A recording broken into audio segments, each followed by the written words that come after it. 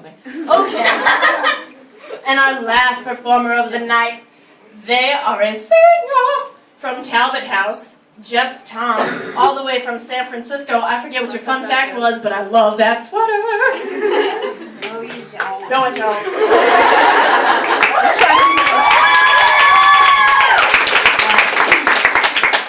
I think I'm gonna move this stand, maybe, if I can. Alright, I have notes too. It's not the first time I've done this, but I have notes because I am not prepared. Okay. Hi. I'm super excited to be doing this right now because I've been wanting to do stand-up at Smith for the past like 2 years, so I'm very excited that this is happening. I know that this is a very stressful time of year for all of us, and that we're probably all here to kind of decompress a little bit, to de-stress. So I know what you all want to talk about, and that is finals. You know, Smithies are super crazy about grades in a way that I kind of don't get. Like one time I was talking to my friend, and she was like totally freaking out because she was worried about this final exam that she was going to take. And she didn't really have to worry. She was a 4.0 student. Oh, I don't even know what those numbers are. I can't even count that high. And she was totally freaking out. I was like, oh, it's okay, like, it's gonna be fine. And then after finals were over, she came up to me and was like, yeah, like, she didn't talk like that, that's how I talk. She was like, so you remember that exam that I was worried about? I got an A+. I don't know what that means. I don't know what an A+ is, really. I don't think I've ever seen one before. You know, I think of an A+ as like a mythical creature, kind of like a unicorn. An A+ only appears to virgins.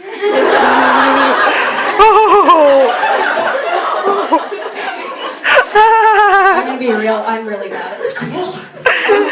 I'm a senior theater major, so I don't really have any exams, and I also don't really have any job opportunities. Yeah, I know. You guys want to see a joke? You should see me do math. I took pre-calc in high school. It was pretty funny.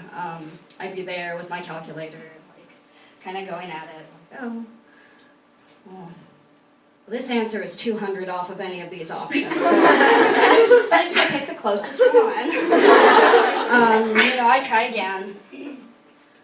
Oh, that isn't even numbers. What does that say?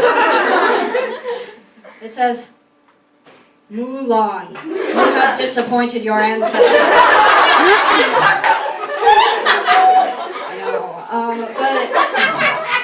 but Smith has been a real learning experience for me. It really, really has. I'm from San Francisco, and I had never really spent any time on the East Coast before I came out here for school, except to go to a trip to DC once when I was in 8th grade.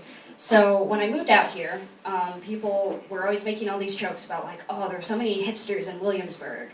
And naturally, I thought they were talking about colonial Williamsburg. And I was like, okay, yeah, I kind of get that. And, you know, the colonists were the original hipsters.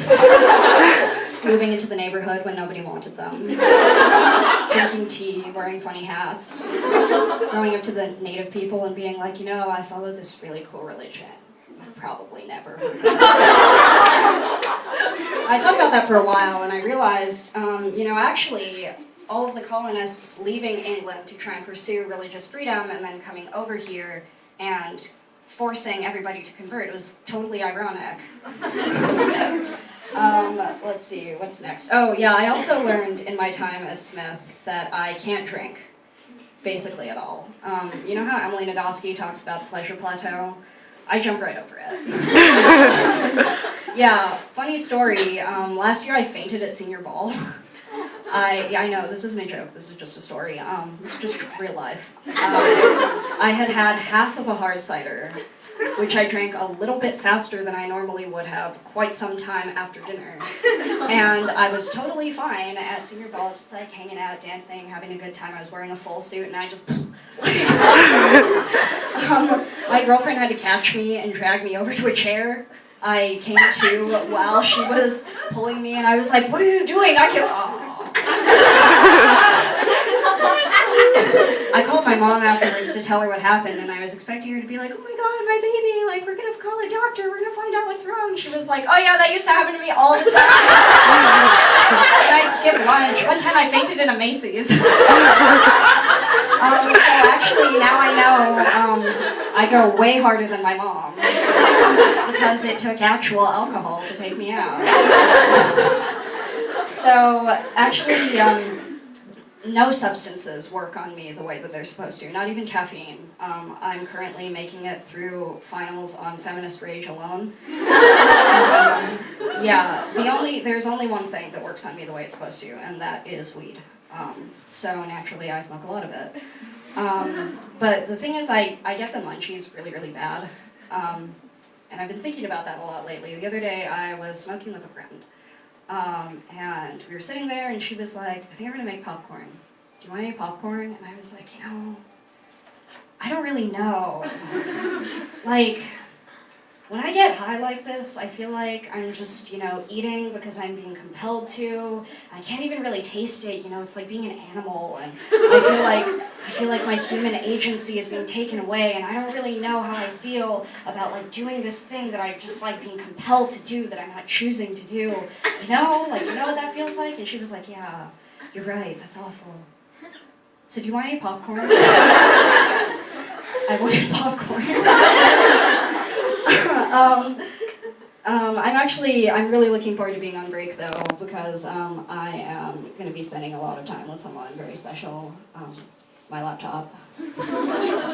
Just like Allie. Allie and I are the same person. No, seriously though, I'm addicted to the internet. I'm so addicted to the internet that recently, I've been wanting to say that I've started tweeting out loud, and then I realized that's talking. Okay, I don't have a transition here. I just feel like I should stop talking about homework and my sad computer habits and start talking about sex, I guess. That's what Smithies want to hear about, right? I think? Yeah. Yes. Thank you. Yes. Thank you, peanut gallery. So here's a fun fact about me. I'm a gold star. Woo!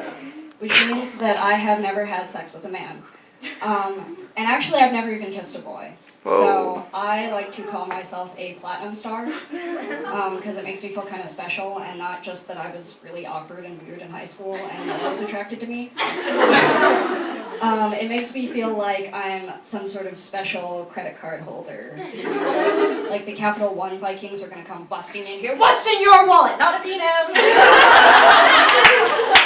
Nothing else but not a penis. And actually, I used to kind of have a complex about the fact that boys didn't really pay attention to me. But then I realized, when I thought about it, there actually is a very specific demographic of boys that I attract, and that is nerdy white boys that watch anime.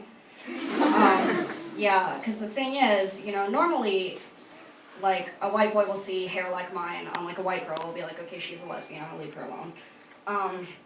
They see it on an Asian girl, and they're like, oh, you look like an anime character. Like, I've actually had a ton of guys, not a ton, but a couple, wearing Full Metal Alchemist necklaces, and, like, coming up to me being like, do you speak Japanese? Because I'm looking for someone to teach me. And I don't. I know, not a joke, just real life.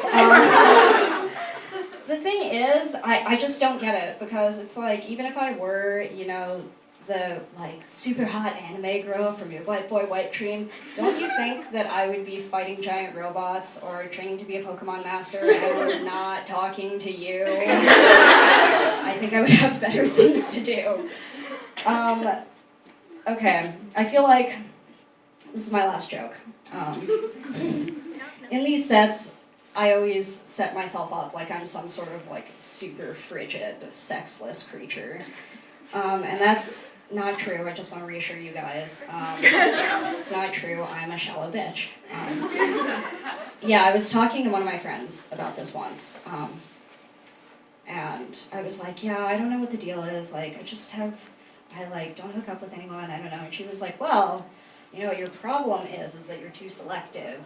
You have a vagina, not the Ivy League. I have like a 10% acceptance grade, a little bit less. If you want to sleep with me, I need a transcript. I need 2 positive letters of recommendation. I need an essay. How did you hear about my vagina? What can you contribute to this positive and stimulating environment? Thank you for coming out today.